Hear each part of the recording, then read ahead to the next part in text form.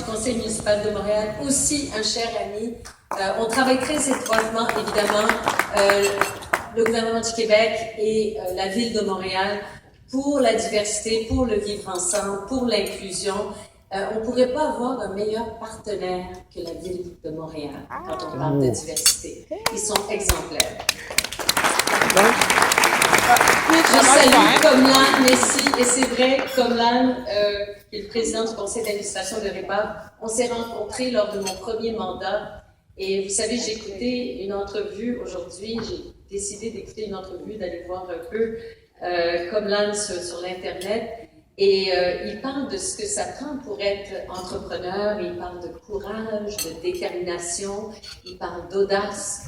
Et il parle aussi qu'il faut aimer travailler et que lui, il aime travailler. Donc, le 9 à 5, ça n'existe pas chez l'entrepreneur. C'est pas quelqu'un de 9 à 5. Mais en y réfléchissant, parce que je connais Comlan depuis un certain temps, il a oublié de mentionner que partout où il va, il a son jeu avec lui. Avez-vous remarqué? Partout où il va. Ça fait une réunion de travail. La première fois que je l'ai rencontré, son jus était là.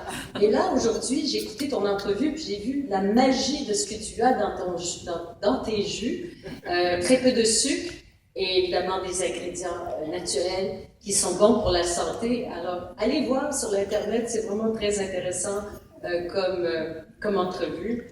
Je voudrais aussi saluer Gracia Katawa, présidente du REPAV. Gracia, j'ai vraiment été impressionnée par votre discours et il y a des parallèles très, très importants avec notre stratégie d'action. Et je pense qu'on va vraiment très bien travailler ensemble pour la suite des choses. Alors, je voulais, en dernier lieu, vous saluer parce que votre message était un message qui m'a beaucoup impressionné parce que ça résonne beaucoup avec moi.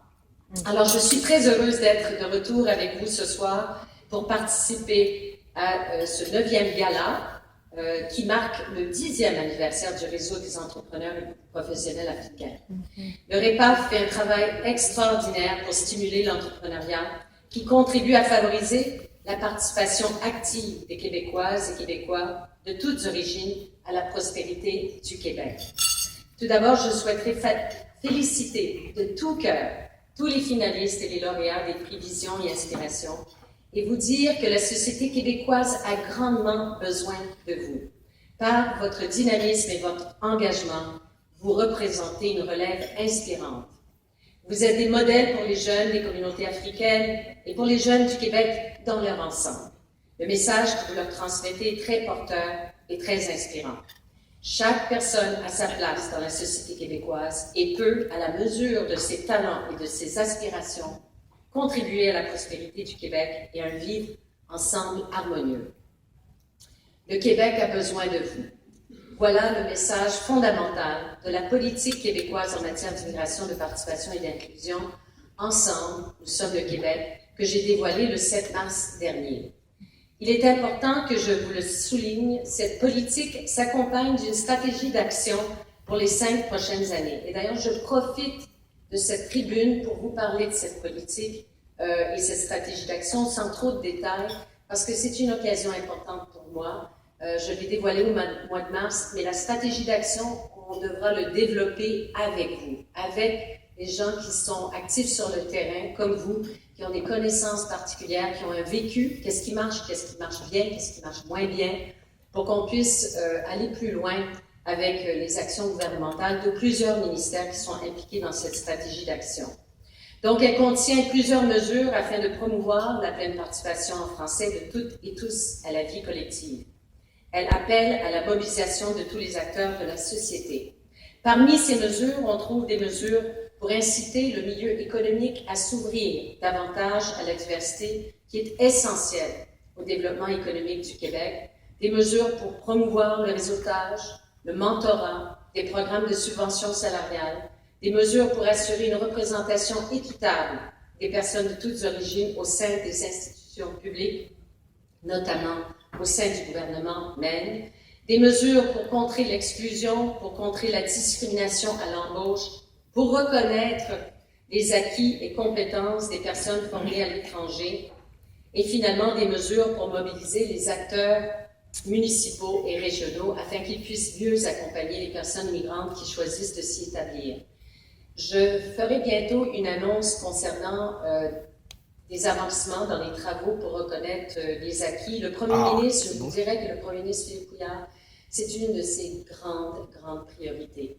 Alors, on a créé un comité interministériel qui a annoncé une série de mesures, mais vous avez peut-être vu, la semaine dernière, on a annoncé des nouveaux pouvoirs pour le commissaire aux plaintes qui va se nommer, une fois que la loi, si elle est adoptée, qui sera nommé commissaire à l'admission aux professions réglementées. Alors, je ferai bientôt une annonce, mais on ne s'arrêtera pas là. On va créer un comité ministériel avec les ministres. C'est vraiment les ministres et sous-ministres dans les ministères qui sont concernés par l'accès aux professions. Parce que je vous dirais, encore une fois, que pour le Premier ministre, il faut absolument, c'est une obligation de résultat pour les prochaines années. Il l'a annoncé lorsque il est entré en fonction en 2014. Donc, je voulais vous dire que le gouvernement est déterminé à aller plus loin à cet égard. Ce soir, je veux aussi souligner l'intention du gouvernement d'appuyer l'entrepreneuriat chez les personnes issues de la diversité. En effet, les études montrent qu'au Québec, près d'une personne immigrante sur 3 souhaite se lancer en affaires, alors qu'il s'agit d'une personne sur 5 pour la population native. L'immigration et la diversité qu'elle amène contribuent donc à rehausser l'activité entrepreneuriale au Québec. Une réflexion sur les meilleures pratiques en la matière est actuellement en cours au ministère de l'Économie, de la Science et de l'Innovation.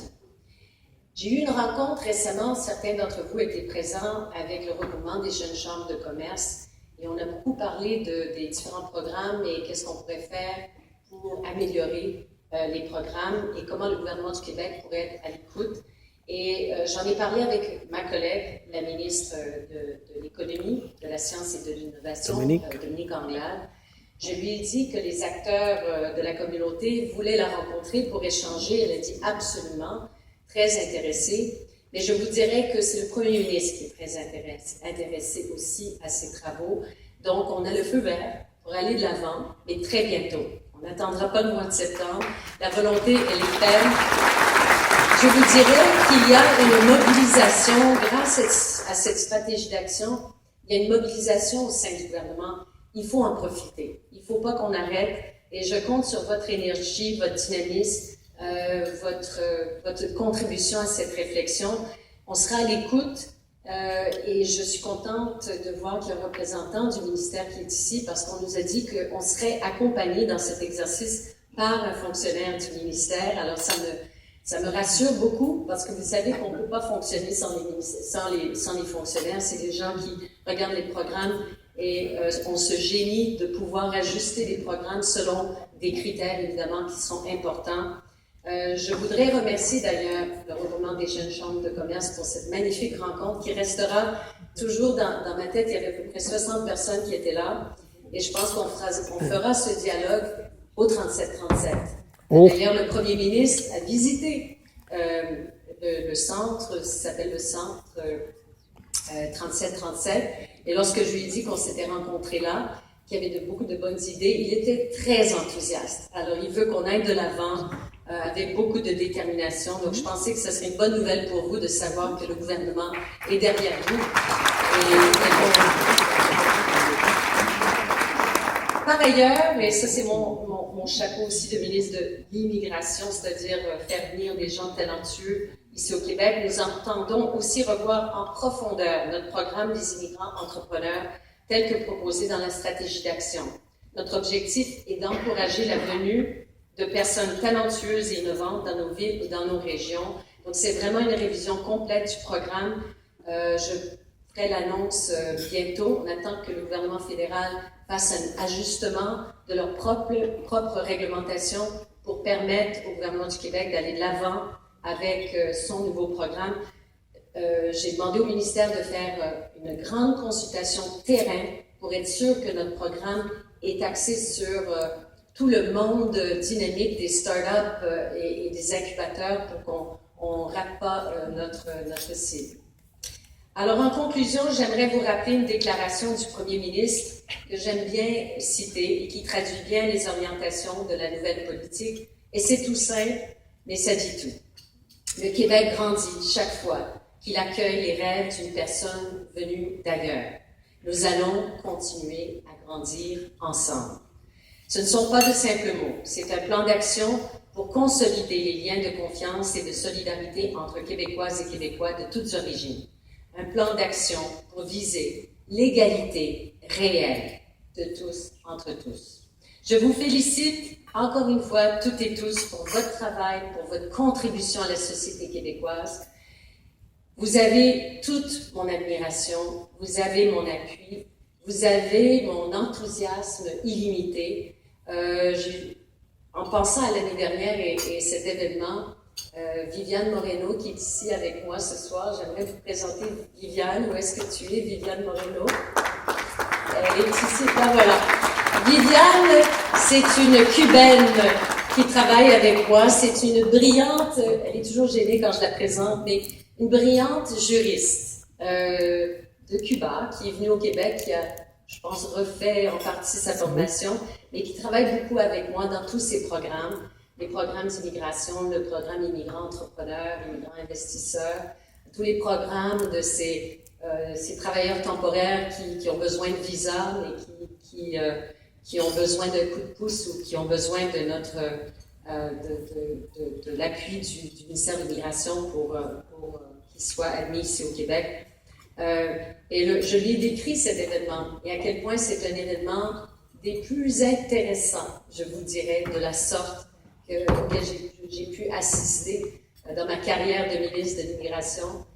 On sent une énergie qui est ici, une énergie débordante. Aussi, ce qui m'impressionne, et je l'ai encore entendu ce soir, c'est les ponts que vous faites avec l'Afrique aussi, avec le monde, mais beaucoup avec les pays africains. Je trouve ça phénoménal. Et je voudrais vous dire aussi que les paroles du représentant de la Banque nationale résonnent tellement avec moi.